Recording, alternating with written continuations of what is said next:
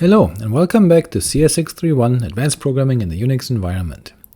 This is our second video covering how we can restrict processes, and today we'll revisit the mechanism by which we can change our effective UID, what pitfalls might await us there, and what additional security mechanisms we have. These mechanisms include file flags, certain mount options, and something called secure levels. As we saw in our last video, POSIX ACLs can allow us to better control which users can access which files, or rather we can control which processes, when running with a given user's effective UID, can access which files. Recall also from week 3, segment 3, our discussion around the use of effective and real UIDs and how we can change or elevate privileges. A common example of using this mechanism are daemons that need superuser privileges initially, such as to bind a privileged port or use raw sockets for ICMP, to actually handle logins and then to downgrade privileges, or to raise or change privileges for the duration of a whole login session or a single command. But each of these approaches has some pitfalls too. A setUID program needs to be very carefully written to only raise or use the raised privileges when needed, and to avoid allowing the user to escape and run any other programs. That is often more difficult than it sounds. This also depends on the correct installation and configuration of the binary, which is something the author of the program has no influence on. What's more, setting the setUID bits on an executable allows anybody who can execute the file to run it with the owner's privileges, meaning there's no fine-grained control here. We've also seen examples of changing our effective UID when using, for example, SU. But being able to run SU relies on the password of that user, and it grants you full access to everything that user controls. That is, you can only allow another user to SU, and thus to do anything and everything as the target user, but not restricted to a subset of functionality or commands. To overcome some of these limitations, as well as to provide a bit more control, logging, and additional protections around the changing of EUIDs or running programs with the privileges of another user, many Unix systems use the sudo utility. Although not part of every Unix system, it is the most commonly used mechanism here, allowing for fine-grained control and careful definitions of which user may execute which commands, assuming which other user's EUIDs. However, sudo turns out to be a complex beast, and configuring it correctly and securely isn't easy. All too often, trying to restrict privileges to a set of commands results in the user being able to break out of one of them, gaining more elevated privileges than intended. Because requiring additional authentication for the execution of the commands can be cumbersome, especially for automated jobs, people oftentimes simply disable them. And quite frequently, people are not aware of what additional privileges they are granting by accident. Let's illustrate this problem by example. Let's create two files over here. One file that we intend to share with Fred, and one file that we intend to keep private. The permissions on these files look like so. Now we will grant sudo privileges to Fred to edit files as the user chflags. If you're not familiar with the syntax for the sudoers file, it consists of statements that specify which user may invoke which command as which other user, and our addition here simply states that Fred may run user bin vi as user chflags without providing a password. Okay, so let's see. Here's Fred trying to edit our file. That of course didn't work. What are the permissions again? Oh, we can't even look at the directory. The read and execute permissions are not set for others.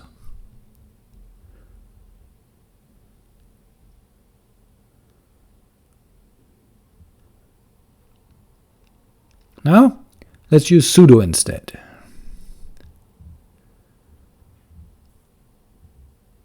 There we go. We can now edit the file. Hooray!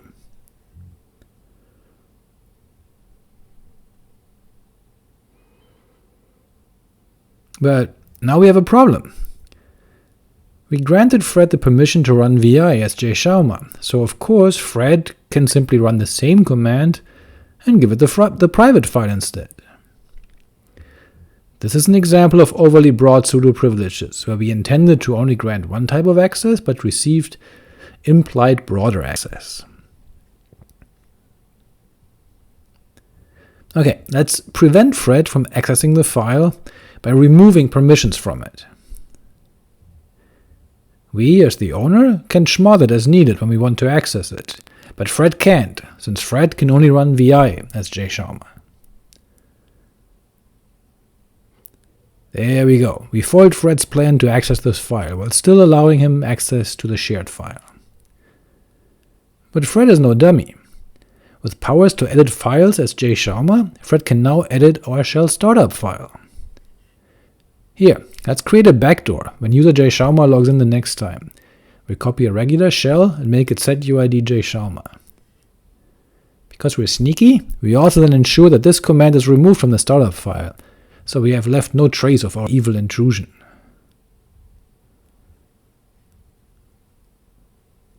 With that line at the top of the .shrc file, all we have to do is sit back and wait.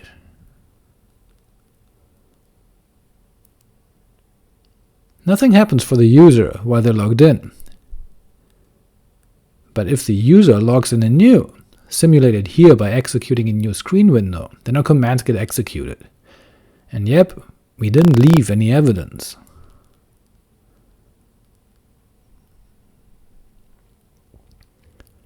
So now Fred can find the shell in /temp and run it to become jschauma.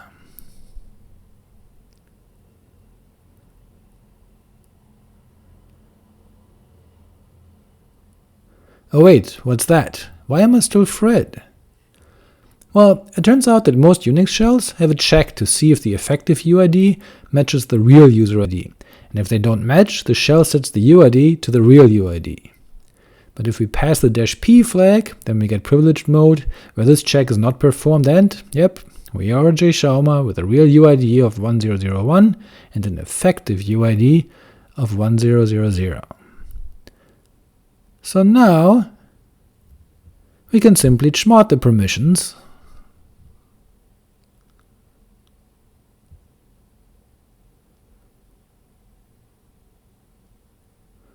write data to the file,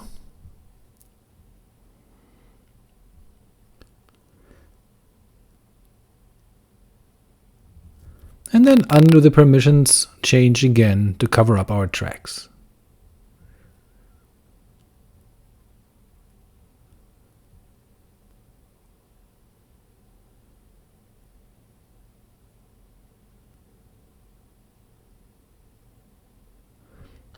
Here, we confirm that the file was changed. Blast! Okay, so let's try to be a bit smarter and not let Fred edit just any old file. Instead, we restrict Fred to only edit the file we want him to have access.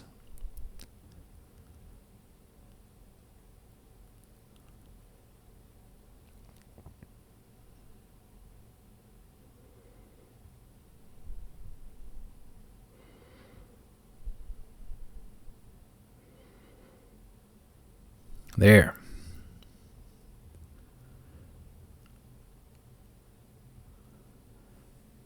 Now, Fred can't edit any other files.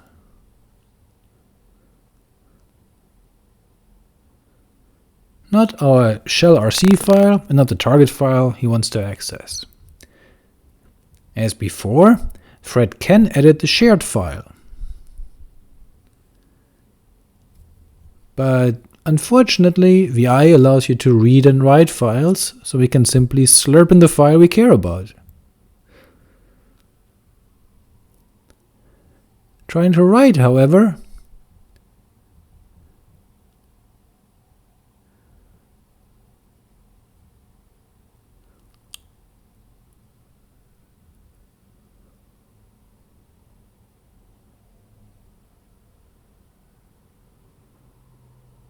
we run into a problem, permission denied, because of the file's permissions. But here's another thing vi lets you do. It lets you shell out and run commands. Here, if we run whoami, we see that we are jschauma. That is, vi runs as jschauma, and so any commands invoked from within vi run as jschauma too. So I can run a shell from within the editor. Then I can fix the permissions,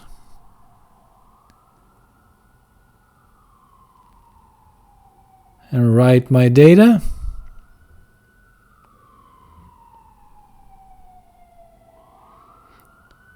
and quickly let the user know that we bound them.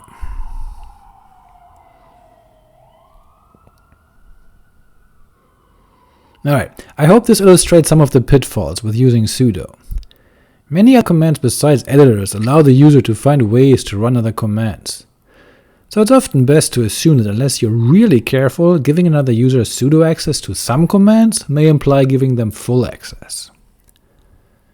So what other ways do we have to restrict the user? Besides permissions, there also are file flags. That is, we have additional ways beyond simple permissions to restrict access to a file.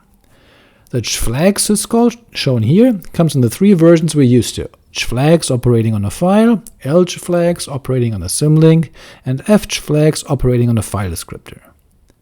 If your file system supports them, then these file flags or file attributes provide a way to, for example, indicate that a file may not be changed at all, even by the owner and not even by root.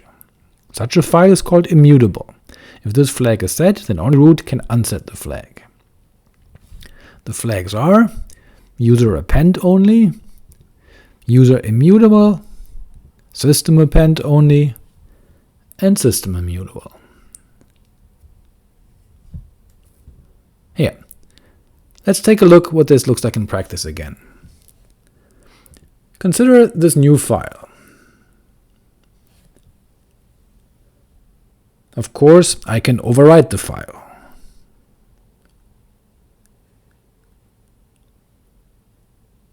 But now, let's set the uAppend flag, making the file append only.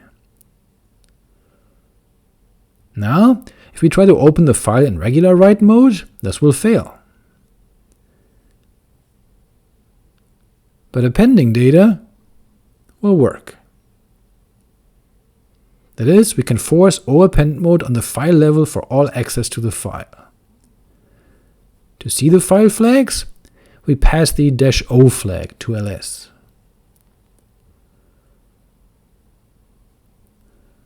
Let's see what options are available.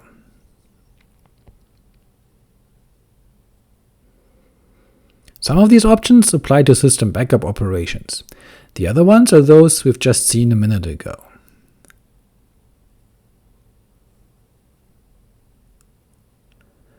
Let's create a second file and mark it as system immutable, meaning the owner can't modify the file and even root can't.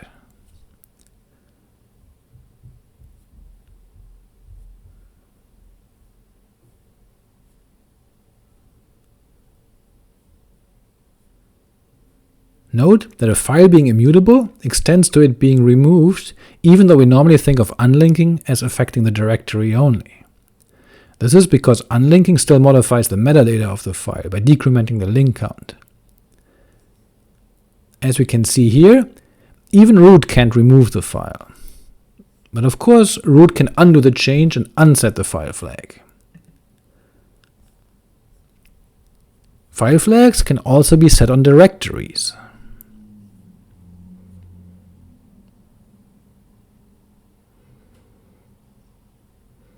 Now we can manipulate the file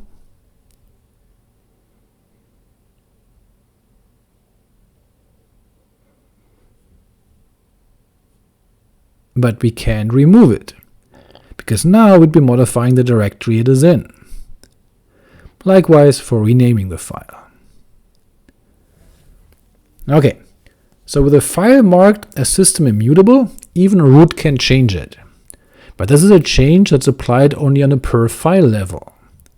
Let's take a look at ways to apply restrictions on a file system level instead. Here we are operating on a second file system, mounted under /mount.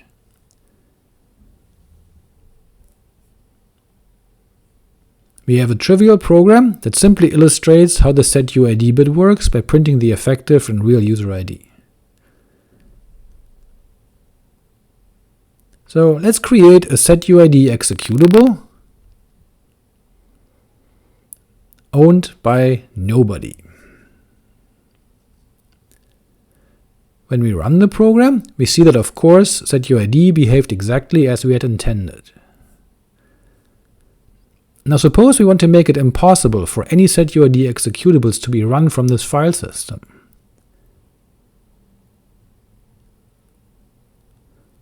We can apply the nosuid mount option.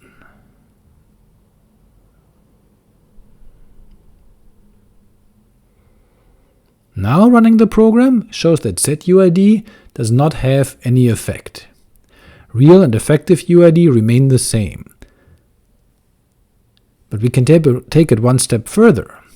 Suppose you have a partition where your web server has access to. Now if there's a vulnerability in your web server, the attacker might write an executable to the disk to invoke, so it'd be great if we could make it impossible for any program to be executed. So let's change our mount options to be noexec.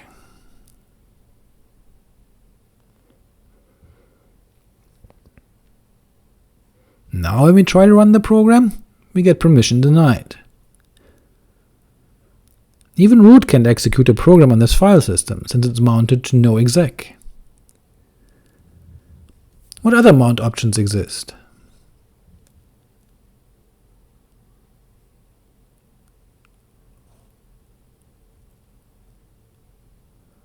There are a number of options, some of which can improve performance of the file system, while others can help you protect the system.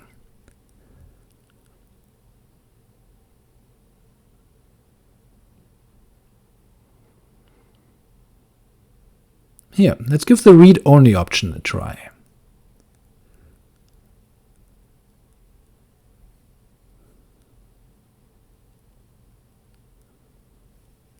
Now our file system is mounted to noexec and read-only, which can be quite helpful.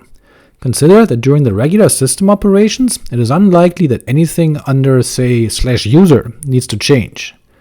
We could prevent any possible compromised process, even when running with UID 0, from installing a backdoor into user bin by marking the entire file system hierarchy as read-only. So now we can't remove any files. Not even root can. Nor can we create new files. But of course, like before, root can undo those changes.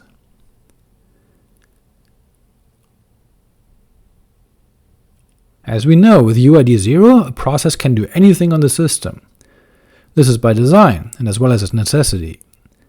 However, we also have a need to run certain services with such elevated privileges, and yet we want to be able to limit the damage a rogue EUID 0 process can wreak. One solution to this problem are so-called secure levels, which have been around in the BSD family of Unix systems for a while, and for which Linux, for example, has later gotten support. The super user can raise a secure level, but, and this is critical, even the super user cannot lower it. In effect, you are configuring the system such that certain things are not possible without lowering the secure level of the OS. Lowering the secure level of the OS requires a system reboot, however, so is A, noisy and more likely to be detected, and B, terminates any current connections you may have, thereby requiring persistent access to the system for the attacker. There are 4 secure levels defined: permanently insecure mode, so-called insecure mode, a secure mode, and a highly secure mode. The restrictions enforced by the different secure levels are listed in the manual page, secmodel secure level. Some of the more interesting restrictions are those relating to append and immutable file flags, as well as the ability to mount, unmount, or remount file systems. Here's what this looks like. As we said, we can mount a file system read-only, and even root can't make changes. But of course, root can remount the file system in read-write mode and then modify the files. It'd be nice if we could keep even root from making such changes. Here we see the different secure levels described. For example, in secure mode, file flags may not be removed, and kernel modules may not be loaded.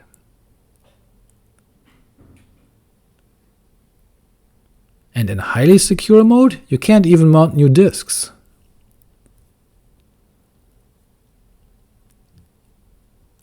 So let's set the system immutable flag on new file and mount the file system read-only.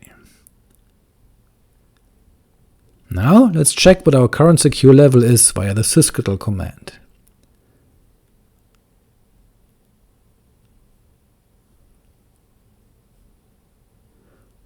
Okay, we are in permanently insecure mode, which is why we could make all the changes. But that also means that we can raise the secure level now. If we go straight to highly secure mode, then we can't change the flags in the file any longer.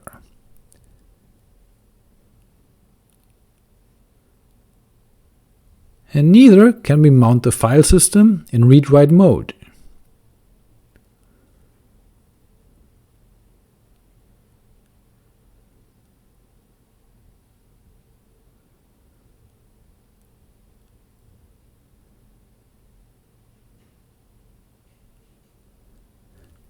We can unmount the file system, but then we can't mount it back again. In secure level 2, there really is absolutely nothing we can do now, not even as root. So let's lower the secure level back to -1. Alright, we can do that either. Once a secure level has been set, you can only raise it, never lower it, not even as root.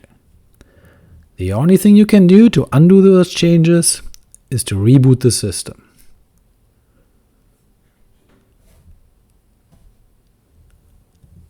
Okay, let's summarize what we've learned in this video. su and sudo can be used to grant others the ability to run commands as another user, but it can be difficult to restrict access. We can use file flags to restrict some access. We can mark a file as being append-only or as immutable. On BSD-derived systems, we use chflags for this. On Linux systems, there's a chatter command that acts similarly. We can restrict entire file systems. We can mark them as not allowing execution, as not allowing set UID, or as being entirely read-only. And we can prevent root from undoing some of these changes through the use of secure levels. Lowering secure levels requires a reboot of the system, which is rather intrusive and not often something an attacker can sustain easily. Alright, this gets us to the end of this video. In the next video, we'll talk about restricted shells, chroot environments, and jails, before we go back to looking at restrictions applied on the per process level. Until next time, thanks for watching. Cheers!